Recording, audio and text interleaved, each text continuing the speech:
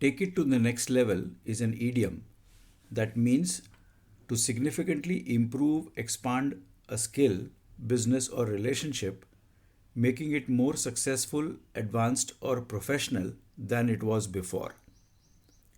This requires a vision, goal, focus, hard work, commitment, and perseverance. It is, however, easier said than done. What self doubts does this endeavor trigger? How does one navigate the path while remaining grounded? How does one remain open to possibilities in order to up the game? To explore this subject, here is a conversation with Dr. Major Ameya Kagali, Chief Team Physician for the Indian contingent at the 2020 Tokyo Paralympics, 2023 Hangzhou Asian Para Games, and the 2024 Paris Paralympics. A former regimental medical officer in the Indian Army, Dr. Major Ameya specializes in sports and exercise medicine. He is the founder of Krida Human Performance Center, Bangalore, and has consulted with Karnataka State Cricket Association and the IPL franchise Rajasthan Royals. He is also the first guest of Wings podcast and enjoys the distinction of being the only comeback guest after 4.5 years with this episode number 108.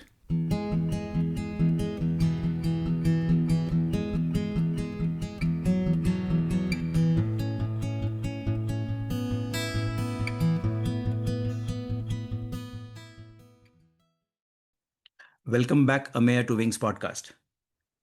Thank you so much for having me. And again, if I have, I think I'm the only guy who can have the privilege to use the word again. Absolutely, absolutely, undoubtedly. Because I'll tell you why you are so special to the Wings podcast is because you launched us in January of 2022,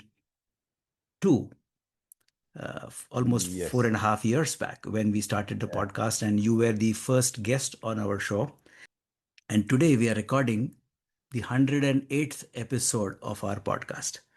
Superb. So in my world, that is like, a beautiful Olympic or a Paralympic cycle. Absolutely. And I think 108 has a huge significance in various cultures all around the world, specifically in India, where we have the Japamala or the prayer beads, which has 108 beads, and we kind of do one cycle. So in some ways, Ameya, you have completed a cycle as guest one and guest 108.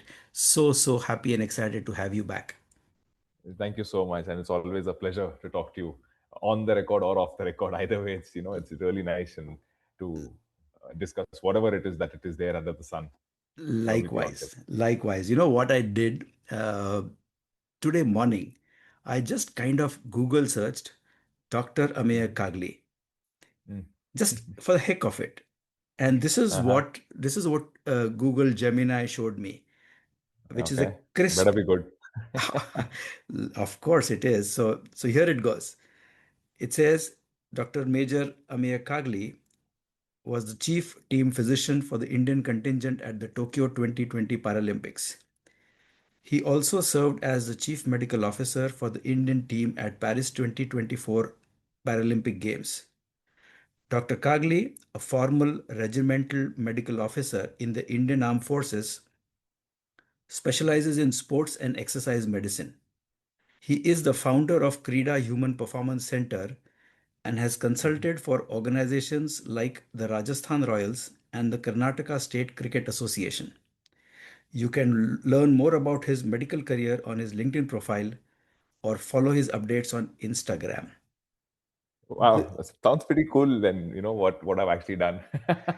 And none of it, by the way, was a Uh-huh. reality when we recorded in January 2022.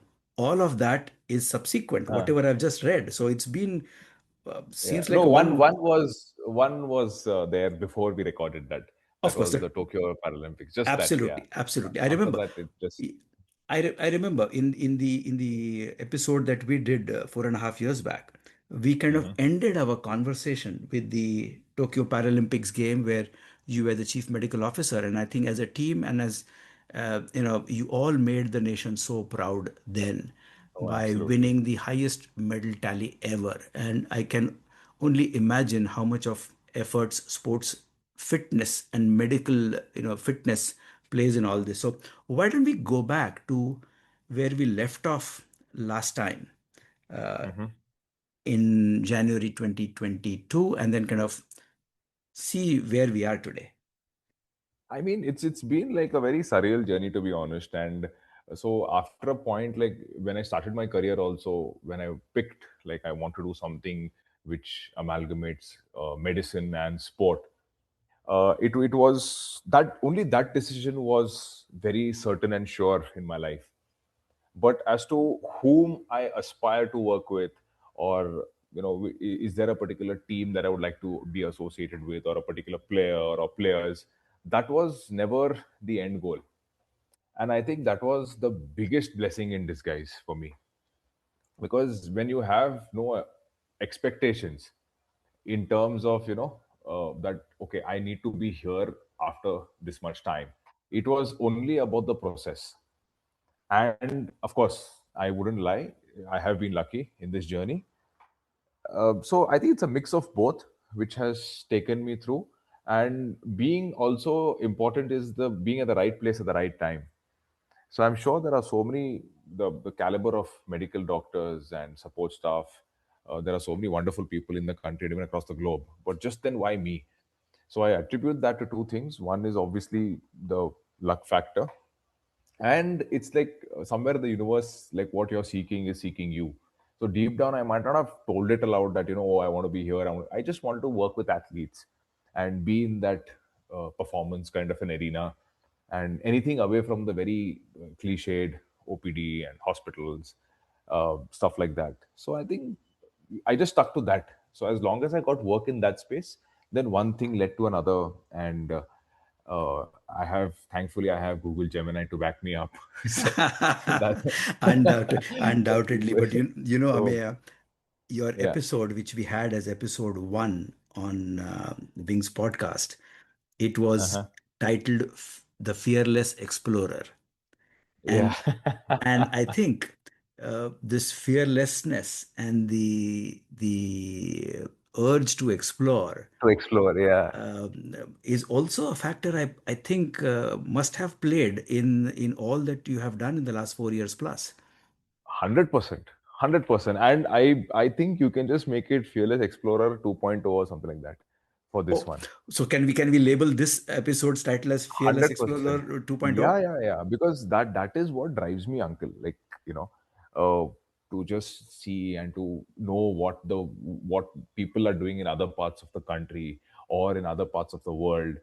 And in my space for now, but then I also do have plans to explore some other fields, but we'll talk about that later. But sticking to my profession, how do they approach cases? How do they approach athletes across the world?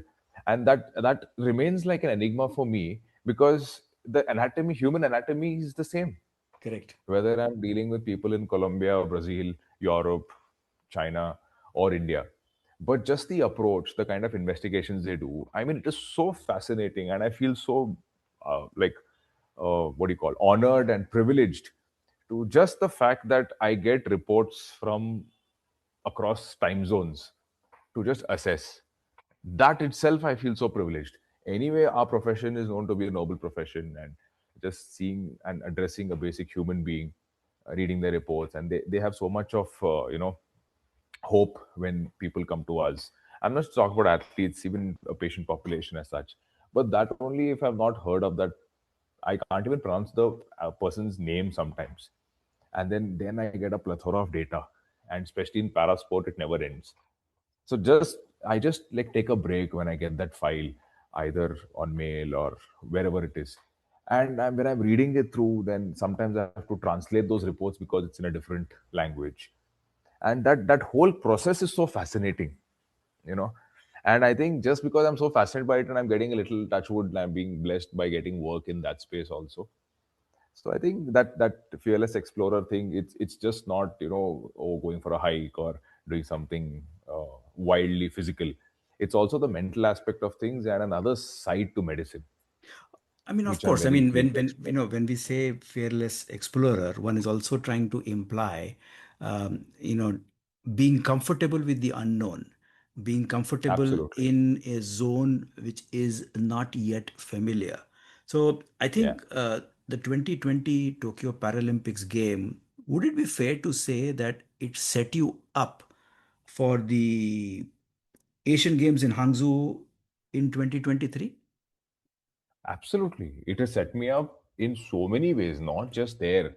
The Uh-huh. work I did in the Sports Authority of India in Bangalore, Yes, then the Paris Games, then now, in fact, later this year, we have the Nagoya Asian Games. So it's like completing two parallel cycles, like one Paralympic cycle and one Asian Games cycle.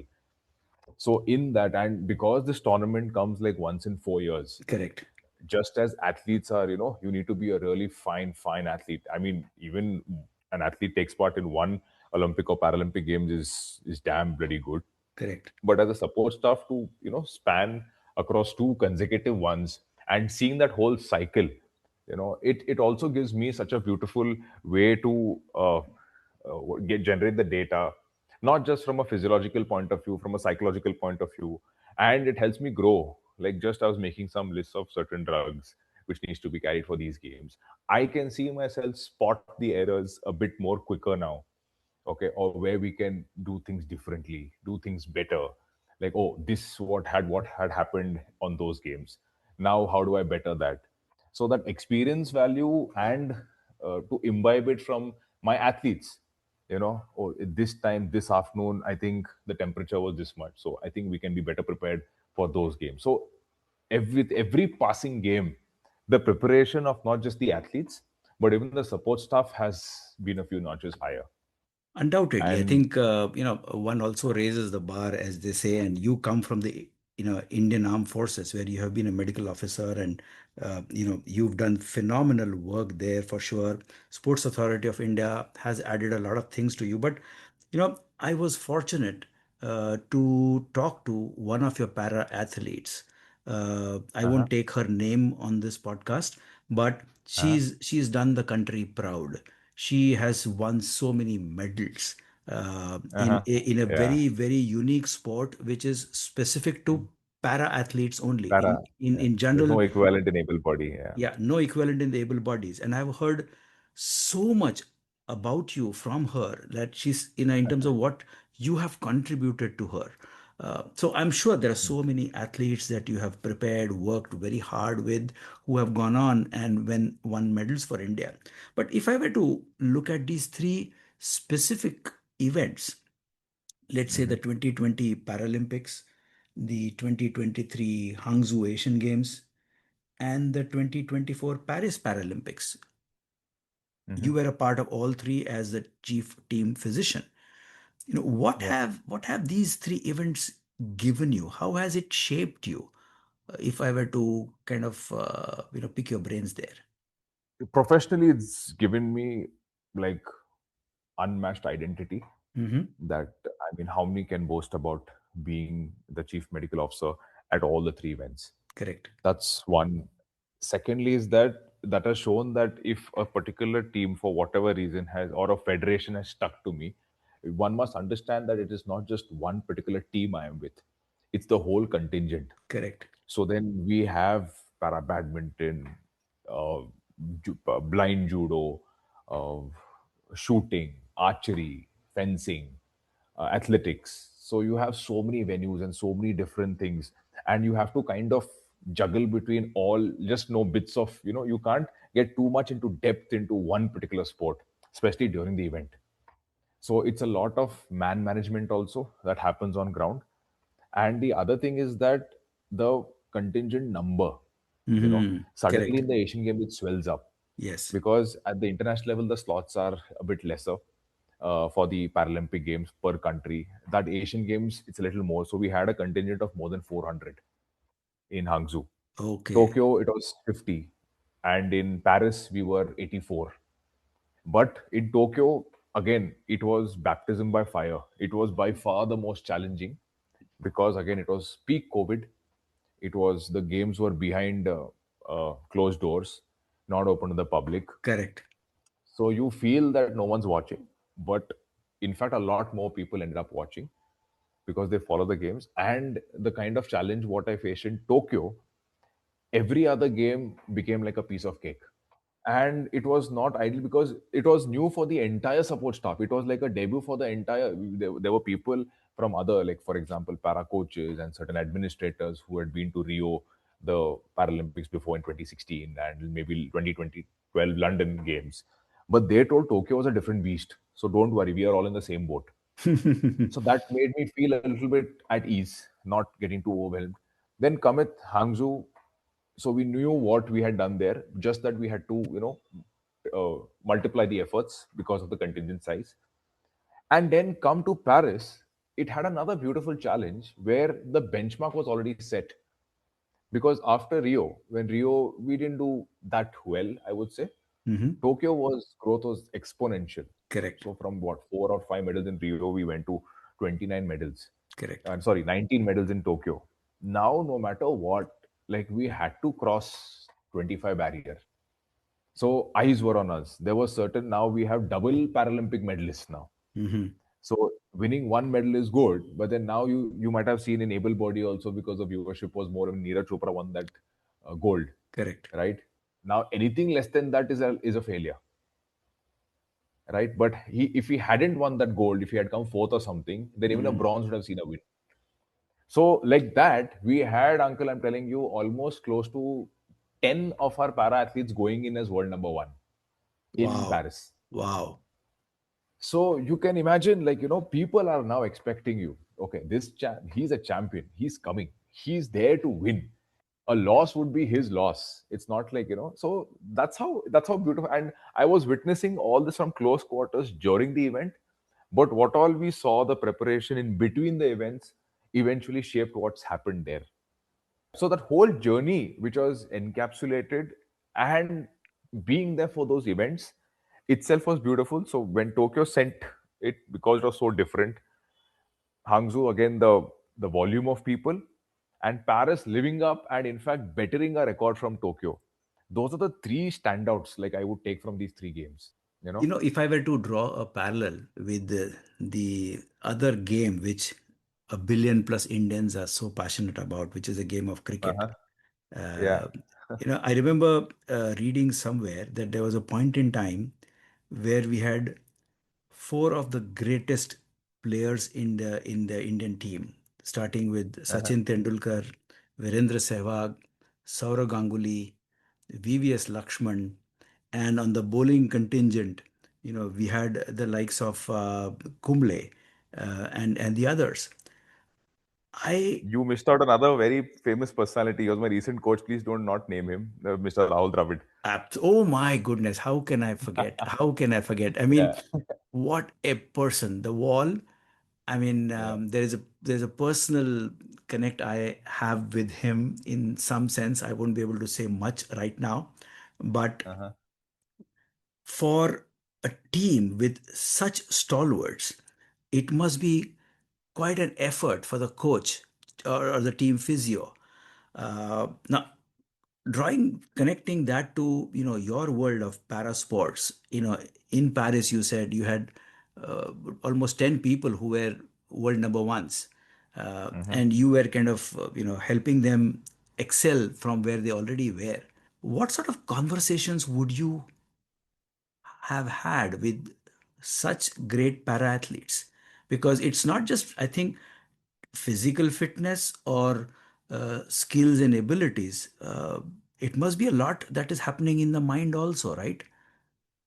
Yeah, yeah, absolutely. And see, the thing is that I know, like, you're asking this question like from an outside perspective, Correct, but correct. I'll give you a bit of a sneak peek. Yep. Once, and the whole prep starts from knowing the players we meet. It's not that we land in a certain venue and that's where we meet for the first time. Even in Tokyo, because I was in the Sai School of System of Things, Correct. I met these athletes before. So there were online meetings that time. Then we had a small camp in Delhi where I interacted with them. So it doesn't come as a rude shock, that, oh, who's this? Because the connections are never built in a day. Correct. It's over a period of time. But once you get to know the athletes, once you get to know the players, see, they are just humans like us. Mm-hmm. Just the fact in sport is that whatever our respective profession is, it is not televised. Mm-hmm. बाकी सब same है. Mm-hmm. So they have practiced. We prepare ourselves, we prepare our body, our home, and whatever it is. Then we go to our office, hospital, wherever it is, do our job, come back home, right? They do the exact same thing, but they are sometimes put on a pedestal because there are so many eyeballs on it. Correct. But as a support staff, it is very surprising. Our relation is completely different. It's not about 10 people, like even like how do I put it? If an athlete tells now one line or one sentence, it is so easy to be taken out of context and that make it a headline. Mm-hmm. So like that, I've had so many athletes talk inappropriately sometimes, but that's between us. If Correct. it's a complaint, if it's a symptom that yeah, I don't think I'm feeling well today, doc, can I play tomorrow, should I train tomorrow, so then I can understand, like, if an outsider hears this, it will be like, oh, this person didn't want to train because he has fever. Correct. It'll become headlines, you know what I mean? But for us, it's a normal conversation, and that is my duty, to keep the conversations as normal and as organic as possible. You can be approachable. So my senior in my medical school had told me, who's the best doctor. He had defined it so well, Mm-hmm. with skill and this. No, the best doctor is the one who's available. Period. So the whole thing, the whole crux starts from there, and that force just re-emphasizes कि यार हमारे पास RMO है, the regimental medical officer is there, so nothing will Correct. happen to me. Correct. And those are the parallel from, like, I keep drawing the parallels from the battleground to the playground. Correct. On multiple forums, I've told the same thing.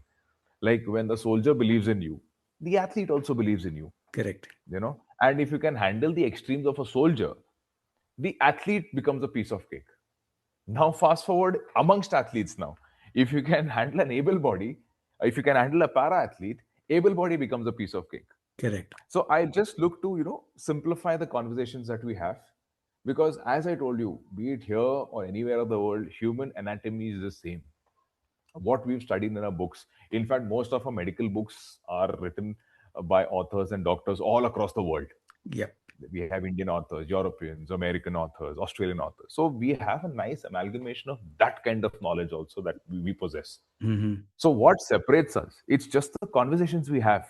Absolutely. And like the previous athlete that you spoke of in this podcast. Correct. Now, she didn't have to tell anything about me, right? And I think, in the last 6 or 7 years, we might have actually met thrice or 4 times. But when we have met, I've met her at very, very, very important phases of her life. Correct. And that, if you hit it off, they remember. And that's all what it is, actually, at the end of the day. You Like, know, you win their trust, you stand up to what they want at that point of time and have a conversation. I think you've kind of said this so beautifully, Ameya, where, what I'm hearing is what you're saying is conversations matter, and probably conversations are the only thing that matter. And Yeah, again, it's a starting point. these conversations need not be verbal. It simply be silent, being available to them, as you have said. Just they Yeah, know that you are there. As simple as that. That does yeah, so much to absolutely. Absolutely. the athlete's performance, both physical and mental. But I think, also one says that with time, with experiences, we all evolve. Our Hmm. canvas only broadens, and there is no end to what we are or what we can be. So I'm sure over the last 4 years plus that you're kind of seen your own arc kind of expanding. Has Hmm. it just remained as a sports doctor only, or has it added another facets of possibilities for you? Actually, there are two things I would like to state in this. One is that when you call it a sports doctor, there are many more facets opened up within being a sports doctor, Mm-hmm. which are complete. First of all, in India, the branch is still quite nascent and juvenile, I would say, as seats are just coming up right now, Okay. because people tend to mix it up with orthopedics and physiotherapists, because both are separate and the sports medicine angle is also different. So even in that, and when you throw in like a para sport in that you have something like classification. In classification, you have so many other categories. So this is like a whole untapped reservoir, and it's a massive field actually. If you dig deeper and deeper into it, so I have been able to tap those aspect of things, and I don't know whether I should be happy or not so about it. I have a monopoly in that right now, because as a classifier, I'm national classifier in two sports and international classifier in one sport. And of course, I can oversee the other arrangements made in parasport. So that's one angle to it within the sports doctor profession.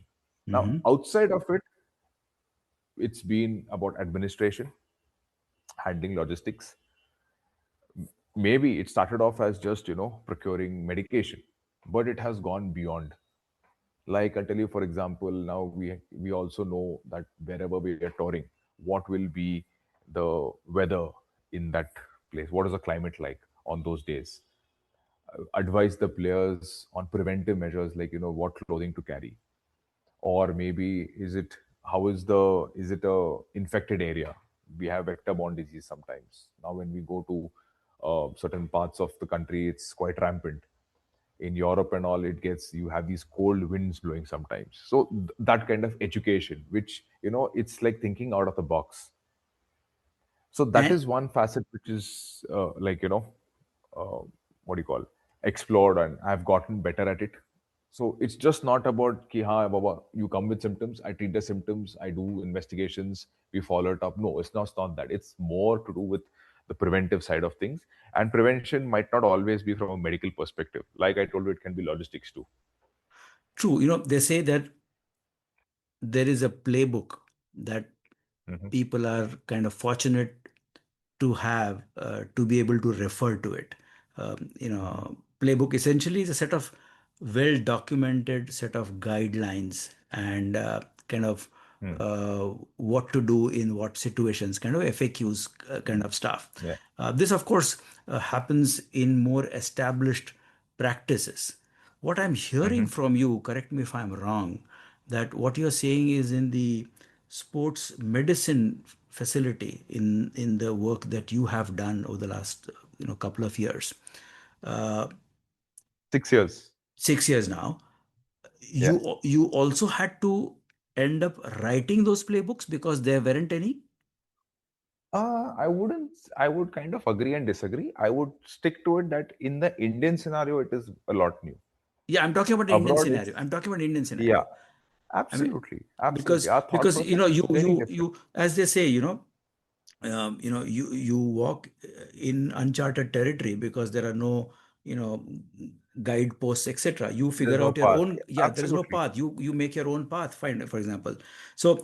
I'm sure in all this uh, uh, exploration of yours, you would have Mhm. also made a lot of discoveries and ended up possibly documenting them or keeping them in some format, Yeah. digitally or otherwise, Yes. as a Absolutely. reference to people who are going to follow behind you. Yes. And my major work is in the space of classification. Can you You say know more? that. Can you give an example for us to understand? So I'll tell you what like classification is. Like if you've seen able-body sport, there are these weight category sports, right?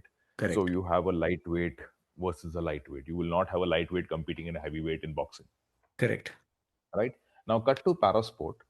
Similarly, I'm giving a very, very simplified example. You will not have a spinal cord injury at a cervical level compete against a lower limb below knee amputee.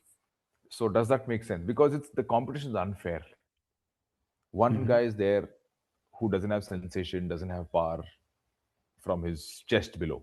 Correct. And then, so technically, both are para athletes, Hmm. but they have to be classified and they need to compete with the people with similar impairment. Does that make sense? Essentially, it's kind of bringing in a sense of fairness. Would it be fair to say that? Absolutely. But see, because ultimately it is sport. We shall not deviate from sport. And Correct. sport means competition. Correct. So we are not there to, garner sympathy or, chalo yaar, let this fellow also win, that fellow also. No, it is ruthless. Correct. There are world records to be set. Correct. There is a kind of pride associated with that. So people who come to watch, they are not come to watch a play or entertainment. Of course, sport is one form of entertainment, but it is not all hunky dory. They want to see competition. So classification is one of the ways to make that competition even, Correct. because you don't want to see a person's impairment. You want to see the person's functions despite of that impairment, and Absolutely. that is parasport. I think you know essentially it also, in some ways, kind of restoring dignity to the athlete. But yeah. if you can just broadly tell us what are the three or four new classifications that you have ended up kind of uh, you know codifying. See, I'll tell you broadly, across parasport, the athletes are categorized based on these 10 kind of impairments. Hmm. There's nothing outside these 10. Okay. Out of 10, 8 are physical. Hmm. One is intellectual, one is visual. Correct. So you leave two out of them. Then the other 8 criteria are there. They're all related to the physical impairment. You have Correct. your limb length discrepancy, you have amputees, then you have certain movements. So I will not go too much into the medical side because it's a thorough neurological examination. Sure. So, and there are 22 sports in the Paralympic cycle.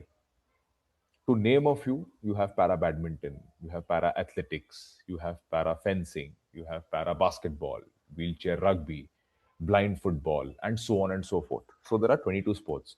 Now, in all of these sports, first criteria is that you need to be having a permanent physical impairment, right? And with every sport, the classification, the process is different. For that, the courses are different. Hmm. So for example, across para athletics has the largest number of classification. They have almost 45 to 48 classes. So every para athlete will have an alphabet and a numerical associated with it, which is not seen and heard in a able-bodied sport. Hmm. So in a para athlete, you'll find X number player. What's your category? F35 or F36 or T12, T11, T13. Now, these numbers are associated with the impairment that they have. And when the lots are allotted, a T11 will compete against a T11. A T11 will not compete against F35. So that is like athletics. Now, cut to para fencing. There are only 4 classes in that: A1, A2, A4, A3, B2, C1. So again, and A4 will not compete against C1. They will compete with A4v A4 or A4v A3. That's it. So I think So in a sense that it's essentially it brings in it brings in fairness, it brings in evenness, and it makes yeah, the sport it is meant to be, it is meant to be. Yeah. despite the impairment.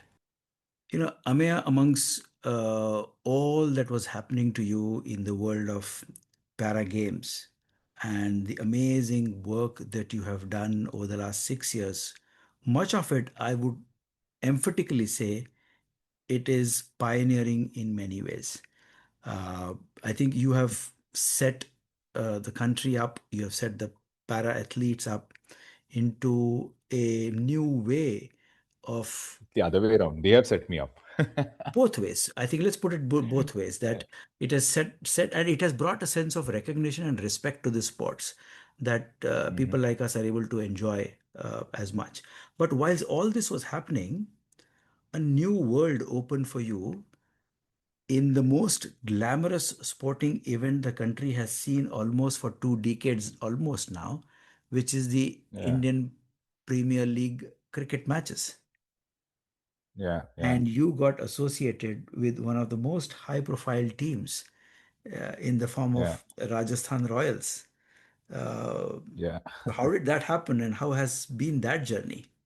Oh, that's also beautiful. I mean, again, it's like, zero aspirations, going back to ground zero, Hmm. just like connecting and meeting with the right people, and a lot of credit to my work in parasport, which got highlighted. And I think in the last segment, I think I made this comment, right? That after you work with certain people, another kind of job profile has its own challenges, but somewhere comparisons can be drawn, and it is a piece of cake. So, like you had soldiers and athletes, that comparison one, and amongst this cycle also para athletes and able-bodied uh, athletes. And to be more specific, right now I started my journey with Indian hockey first, and then now the Indian Premier League. uh, so it's quite different in a few ways, but very similar in so many ways, especially when behind closed doors. It's, I think, very, very similar. Again, just the fact that it's infinite times the number of cameras and eyeballs, which sometimes people, like, tend to overthink and overanalyze. But that's the job of the viewers, and it's like what we call it as the white noise, or anyone who's not there. This journey happened again. So once you start doing certain work, and the benefit of the sports medicine and the sports science field being in the nascent state is that most of us know each other, Correct. uh, in this little small world, Correct. and word spreads. And I remember one of my army commanders had told me this: something which travels faster than the speed of light is the speed of your reputation. Correct. So then, and touch wood, like if it's gone there, either good or bad or whatever it is, it travels. So you just have to be true to your profession, and open communication lines, and things will fall into place. And it just happened that we got connected with certain common people. And again, luck is very important. I keep emphasizing on that, because any see, one thing is that in this field, it's, as you also said, that it's very glamorous. Correct. Then you be on tours, you have a private uh, charter, sometimes you have ticket books well in advance, you get kits, you get your own bags, you have your own entourage and everything. So I mean, to be in that also, you need to know certain people, you need to make your way through in. And then, of course, what your work ethics have been, your profile has been, it just, it's again a very natural process. But yeah, it is very, very high profile. You get the best seat in the house on most occasions, and the decisions that you make have, uh, you know, very, very high financial repercussions. Any I would any put it that way. any anecdote you would like to share, which is probably a moment which you cherish for whatever reasons, with your stint in IPL with Rajasthan Royals? I mean, the biggest one is, like we've already discussed, one of the biggest names of Indian cricket is getting to work so closely with Rahul Dravid, and seeing him I up was close. actually And going there. Yeah, so maybe yeah, some of your personal encounters with Mr. Rahul Dravid. yeah. So first is that, like once you meet a personality like that, and you are also coming in a certain designation, Correct. it can't be like a fanboy moment, no matter what the urge is. So Correct. you're very professional about it, and credit also to Rahul Bhai, that where he makes the environment like very, very approachable, and he's not the Rahul Dravid you're speaking with. Correct. He'll come to you, and he'll always address you with so much respect. And I remember the first time I met him was in a camp in near Nagpur. That's where the Rajasthan Royals Academy is, and the work from the IPL official match starts somewhere mid March, but the work starts, the previous year in October, or maybe Okay. sometimes even earlier. So Okay. where the scouting teams happen, and something like that. So first meeting, actually no, first meeting was in Bangalore. There was one camp held in Bangalore itself, where we were seeing a few boys before the mega auction to select and not select, and there were a few people who were standing behind the nets, and then I just approached him, and he was so keen on knowing who I am, where I'm coming from, and he was absolutely thrilled when I told him I'm a Bangalore boy, and knows Marathi, and even he knows those two languages pretty Of well. course. Of course. So we used to converse in both, like Marathi and Kannada sometimes. Okay. And yeah, so that was just, it was not like a breaking the ice and some big personality. And then so again, throughout the season, it was on WhatsApp and calling, and he was my neighbor, and unfortunately had an injury just before the season, where you Okay. might have seen on those audio visuals that he Correct. was in a cast and sometimes on a wheelchair. Correct. So then, so then he also joked around it, like, it's similar to Ameya's territory, stuff like that. So so in a way, yeah, it was pretty good. I mean, very relaxed environment.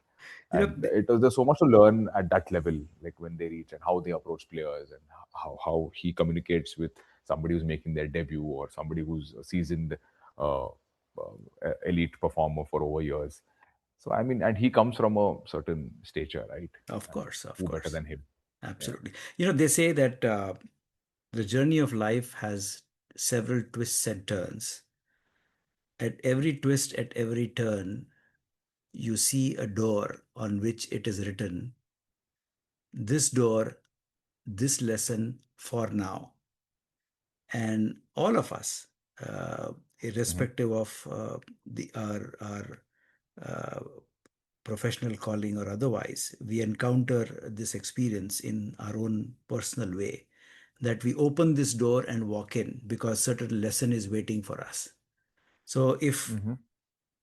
we were to look at your door, which you read IPL Rajasthan Royals, and you kind of opened the door and walked in because certain Hmm. lessons were waiting for you. In Hmm. hindsight, what could be those lessons In hindsight, other than one what you would be, already got from your para world of more than 6 years? Something I totally think new, something one, totally different. in hindsight, I would say my education abroad. Okay. That played a bit of a vital role. Hmm. And just see, because one thing is that in franchise cricket, it's not that one set of people. So all the three tournaments that we mentioned in the previous segment, I was dealing with all Indians. Correct. So we come with a similar kind of a background. The culture, yes, it's varied, but still, we can identify each other with something. But when you have players from West Indies, England, Afghanistan, so that played a crucial role where they saw another side to me that, oh, yes, he knows how a system. I was in New Zealand for some time, how the system works there, Correct. and how do you handle with this kind of a mindset. That I would say. And second, of course, was obviously the army background, which helps you adapt in so many different situations that you are in. Correct. uh, so I think those are the two biggest. So by army background, I mean the logistics. We you spoke about the playbook, right? So in Correct. army we call it the SOP, Correct. standard operating procedures. So Correct. then even for every match we had to apply that, where the ambulance stand. So all that came back to me when we used to host even a battalion level match in the army. Hmm. So I think that one thing, and of course the way you interact with foreign staff. We had a few foreign, like we had Shane Bond, a Oh, legendary New Zealand fast bowler. He was our absolutely. fast bowler, and so how do you approach Shane Bond, because fast bowlers are more injury prone. So we had a lot of interaction with Shane over the season. Then we had Vikram Rathore, obviously the batting coach, Correct. and we had another fielding coach. So I think that varied experience from to know how some of the people from outside India think and how they approach training and how they approach symptoms. So I think that did play a role, because I remember when we had like kind of an informal kind of an interview with their CEO and director level, beat in RR. They spoke to me about the experience. So one was obviously the 4G background, then was the specialization from a certain university, from a certain country who's already big in sport, that is New Zealand, Correct. which already has a structure. And then, of course, you being at present at high profile events in the para space, that is. So these are the three things that I would say which have contributed uh, to me working with RR. In fact, if we were to kind of look at all that we've kind of briefly spoken the last 35, 40 minutes, I think Mhm. an amalgamation of all that must have gone into giving birth to your own center, Krida Human Performance. Absolutely. I mean, I can't emphasize how much it is. See, I'll one way is like to look at it in the way where all the experience has culminated, Hmm. and the other way to look at it is also, it's like, sometimes you want to have a base. Correct. You want to have that one place which I will call mine, and maybe who knows that I can just be uh, a fearless non-explorer. So maybe just go back to my clinic and come back. I would want that life sometime.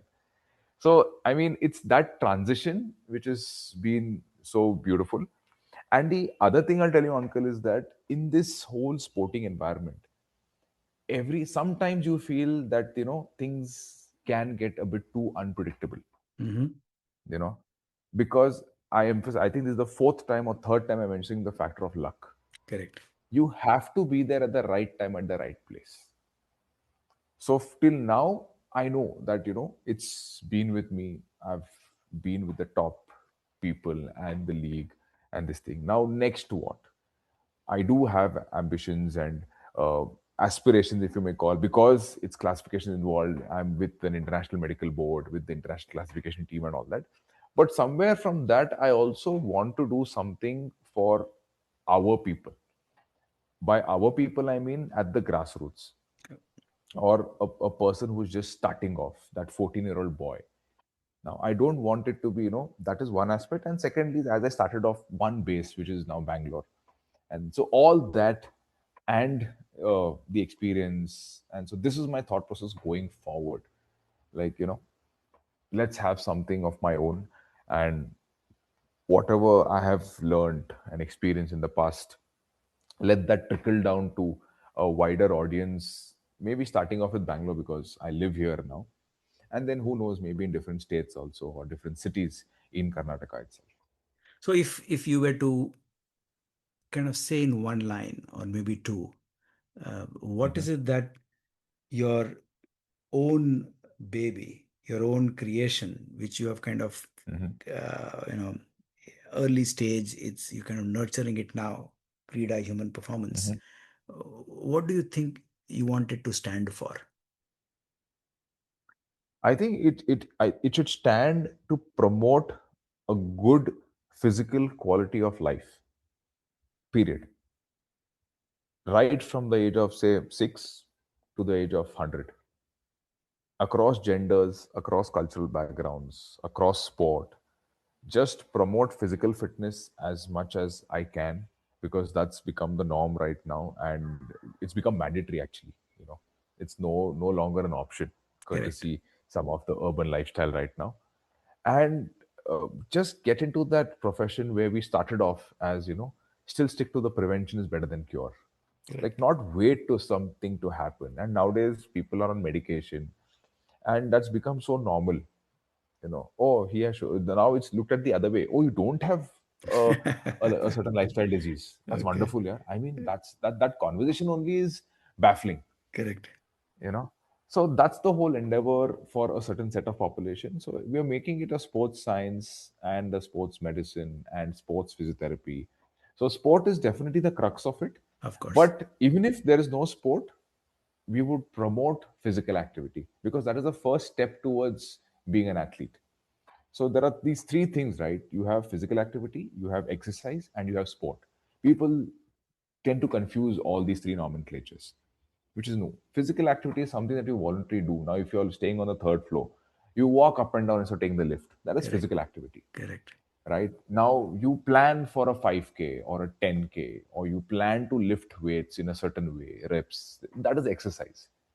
Now you prepare a body for a certain sport where you play badminton or cricket or football or whatever the hell you want to play. Now Correct. that is sport. So these are the three various aspects where people should understand the difference. And my goal for for the larger audience is promote physical activity. Once that comes in, you'll obviously go to the next step, which is exercise. And then the fun element, which is sport. People tend to sometimes jump in directly into sport. And for those who haven't played, or above 30, above 40, purely again physiological I'm talking, it gets Correct. difficult and more prone to injuries. So I think there need to be a balance. You know, they say that the human body is the greatest gift God has given us. Yeah, greatest asset, Greatest absolutely. asset. I mean, for example, Yeah, if we kind of uh, for a moment talk about concepts like soul and the body. I mean, soul has no meaning if it has no body to reside.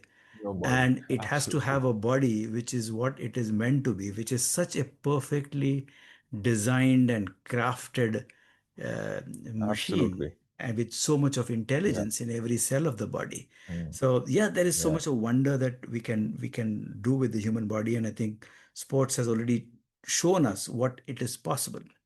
But looking at Yeah. the conversation that we've had up until now, I think I'm able to see uh, a word which you just spoke a moment ago, a word called transition, Mhm. from Mhm. where Yeah. we had our first recording as you coming as the first guest 4.5 years back, and now after 4.5 years, all that has happened to you and all that has happened to the sport and the world that you are a part of.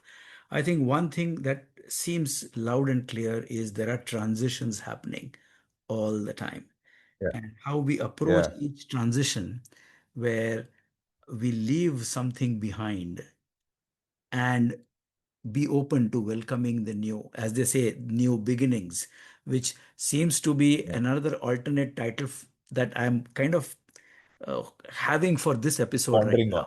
One pondering on, yes, Fearless Yeah. Explorer 2.0 could be one, but New Beginnings could also be another one. Let me see. I will talk to Asha, who Yeah. is my co-producer of the show, and probably we'll take a call. But I think, She's the main boss, of not just the course, co-producer. of course, she is the boss. I think we can say it on record. Of course, I have said it on record that she is the boss. Okay, she Yeah. sits on the edit table. Let me put it this way. But fortunately, she has not Okay. edited a single line that has spoken up until now, because the conversation have been so beautiful. Now, Wonderful, man. you have. Same thing, Uncle. Actually, it's like a lot of credit to you guys and coming into this line of interviewing, not just interviewing us, just basically conversations which make it so natural. And maybe I think before we just have one WhatsApp message or something and a call and we are on. Yeah, And I'm absolutely. sure majority of your speakers over the past 107, rather 106, I would say, because it's Yeah. been twice with me. Yes. It's 106 different people speaking, and I think it's fantastic. I've heard a few people, and they've just been so fabulous. And I can actually, when you speak, I know that sometimes where this is going and what does Uncle want to get from that speaker. So it's actually a lot of credit to you guys and the whole team behind, because it's not an easy job. Like I know, because for my center I'm sitting to promote it, and we have a bit of a team doing the video and audio and stuff. So people just think it's two people talking, okay, recording, and then boom, it goes out. It's just not that. And the By the thing way, about internet is as it stays. but by the It's way, like a now, fossil. now that you have said all so many beautiful things about Wings podcast, I mean, what I can say is this passion project, labor of love. We are just doing this Mhm. because we enjoy good conversations with amazing people like you. We've been so fortunate to meet more than Thank you so 100 much. of them all across the world, and Yeah, yeah. this thanks to the power of internet, and thanks to the power of people wanting to listen to good conversations. In the world of Absolutely. reels, there is an alternate Mm. reality that also exists of people Mm. wanting to listen to a long format conversation like a good old radio broadcast, because this is not a video Yeah, podcast at all. This is by yeah, design an yeah. audio podcast, and people are Mm. looking forward for such good conversations. I mean, the certificate is today, after 4.5 years, Ameya. I'm so happy Uh-huh. to share with you that this podcast has been heard in over 112 countries, Oh, wonderful. So good. So cool. in over 1600 plus locations. I Okay. have That's no, given the explorer in me a bit of a FOMO, wanting to visit those countries now. for example, I have no clue why would somebody in a place called Khyber Pakhtunkhwa, which is an Khyber extremely Pakhtunkhwa, small town bordering Pakistan and Afghanistan in the and Hindu Kush Afghanistan, mountain. yeah, Why would yeah. somebody over there listen to our podcast? I have no clue. Why would somebody in a place Interesting. called Belize, which is a city country in South America, why would that, South. whoever that is, we have no clue. But as they Mm. say, It's gone there. a good story or a good conversation finds its own listeners. So we've been so fortunate, and Absolutely. we have been so motivated to take this to season six, which we are soon starting, Superb. which will be on a specific theme. And the theme is Hmm. conversation on transitions, transition as a Okay. phenomena. And I think Wonderful. this conversation that we're having today, which is the 108th episode of Wings Podcast, is the final episode on season 5. And I cannot say, thank you is too small a word for this, Ameya, to you, Nah, it's all that my pleasure. you have kind of created a platform for us to get into season 6 through your narrative Mhm. of transitions, where we now move into a conversation which is only around transitions. So Okay, that's so cool. I That's really just, nice. and all I can say is a big thank you for coming back again, and completing the circle and helping us complete one round of Japamala of 108. Before we end the It's a real conversation, honor. no, Yeah. before I end this conversation, just to love to hear from you, you know, what is it that Yeah, I mean, you've it's kind it's of, it's so it's so beautiful. Like I vaguely remember, Jan. I think we started that conversation again a couple of weeks prior to it. I was completely alien as to what you guys are up to now, and so one thing led to another. I think that time I think you had sent me a mail. correct, So then talking about transition, so then knowing about your podcast, your style of talking, me going through it and listening to other speakers and all that. Cut to 4.5 years down the line. So from I think 3 or 4 paragraph email ID, I was inside that time. I remember when we correct, both shot it correct.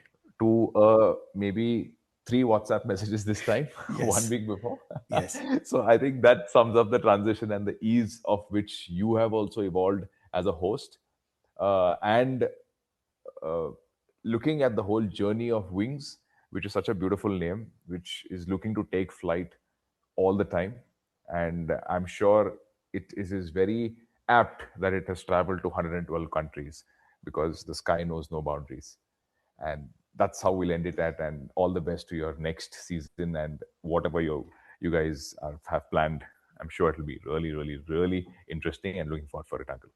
Thank you so much, Ameya. Wish you good luck. You take care, and may all your dreams come true with your new baby, the Krida Human Performance entity. Thank you for your time today, my dear listeners. This is your host, Milind Agnihotri, signing off. Goodbye, take care, and stay safe.